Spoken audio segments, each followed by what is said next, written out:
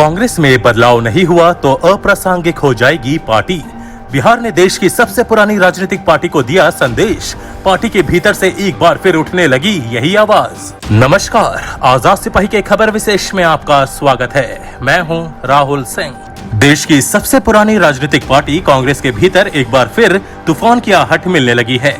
तारिक अनवर के बाद कपिल सिब्बल ने बिहार में पार्टी के निराशाजनक प्रदर्शन को लेकर पार्टी नेतृत्व पर सवाल उठाए हैं, तो राजद नेता शिवानंद तिवारी ने महागठबंधन के पिछड़ने का कारण कांग्रेस को बताया है।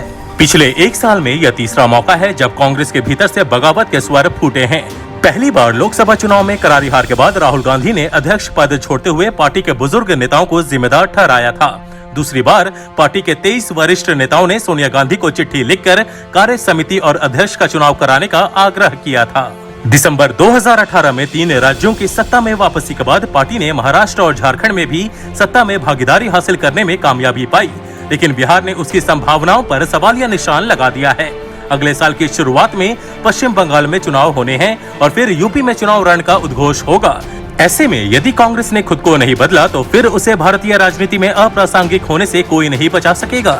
एक समय भारतीय राजनीति का पर्याय कही जाने वाली कांग्रेस की अंदरूनी स्थिति और उसके कारणों का विश्लेषण करती आजाद सिपाही ब्यूरो की खास रिपोर्ट। देश की सबसे पुरानी राजनीतिक पार्टी कांग्रेस बिहार चुनाव में निराशाजनक प्रदर्शन के बाद एक बार फिर दोराहे पर खड़ी है। यहाँ से उसके लिए 2 रास्ते निकलते हैं। एक रास्ता वह है जिस पर वह खुद में बदलाव कर दूर तक का सफर तय कर सकती है, और दूसरा रास्ता उसे अप्रासंगिक होने की ओर ले जाता है। कांग्रेस के भीतर का एक खेमा लगातार पहले रास्ते पर आगे बढ़ने की वकालत कर रहा है, जिसमें सबसे पहले पार्टी नेतृत्व को आक्रामक राजनीति के तौर तरीकों से वाकिफ होकर नए लोगों को अवसर देने की अनिवार्य शर्त है। विडंबना यह है कि इस खेमे को पार्टी के भीतर ही बाकी और असंतुष्ट करार दिया जा रहा है, जिसका परिणाम बिहार में देखने को मिला है। पिछले 10 नवंबर को जब बिहार चुनाव के परिणाम घोषित हो रहे थे और कांग्रेस के निराशाजनक प्रदर्शन का सिलसिला लगातार जारी था, तो एक पुराने कांग्रेस नेता ने कहा कि अब पार्टी को अपने अतीत का मोह त्यागना होगा और उसे भविष्य पर ध्यान देना होगा।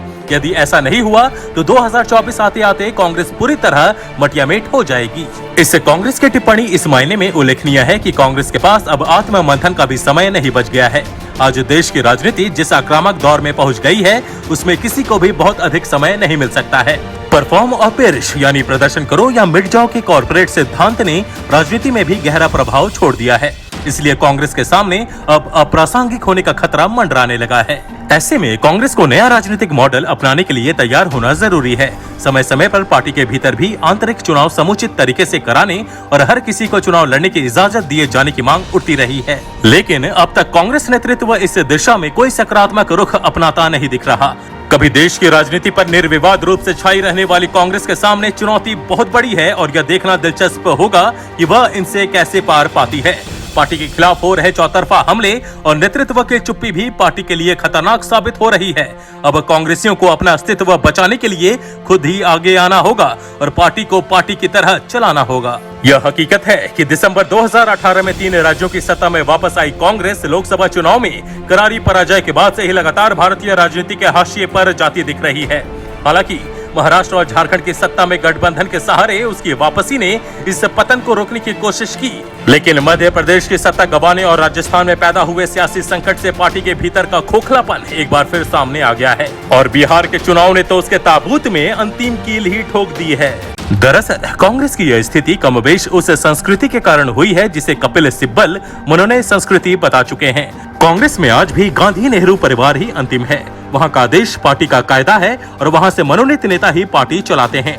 कांग्रेस को अब यह संस्कृति नुकसान पहुंचाने लगी है। कांग्रेस के विरोधी भी मानते हैं कि कांग्रेस के पास वह सब कुछ है जो एक मजबूत संगठन में होना चाहिए, कमी केवल नेतृत्व की है। गांधी नेहरू परिवार की जो मोटी पट्टी कांग्रेसियों की आंखों पर चढ़ा दी गई है, उसे उतार कर दुनिया देखने की जरूरत है। राजनीतिक विश्लेषक कहते हैं कि जो पार्टी अपने पुरखों के सम्मान की रक्षा करने में असमर्थ हो, उससे भविष्य की उम्मीद करना बेकार है। ऐसे में बड़ा सवाल यह है कि आखिर कांग्रेस को हो क्या गया है, वह सन्निपात की स्थिति में क्यों है, क्यों पार्टी ने खुद को समाप्त करने का फैसला कर लिया है। इन सवालों के जवाब आसान नहीं है। ऐसा नहीं है कि कांग्रेस पहले कभी संकटों में नहीं फंसी। पार्टी इन संकटों से उबरकर देश की राजनीतिक पटल पर मजबूत नेतृत्व देने को तैयार हुई। आजादी के बाद वैसे तो कांग्रेस में कई संकट आए, लेकिन पार्टी हमेशा उनसे उबरती रही। लेकिन इस बार का संकट सबसे ज्यादा गंभीर है।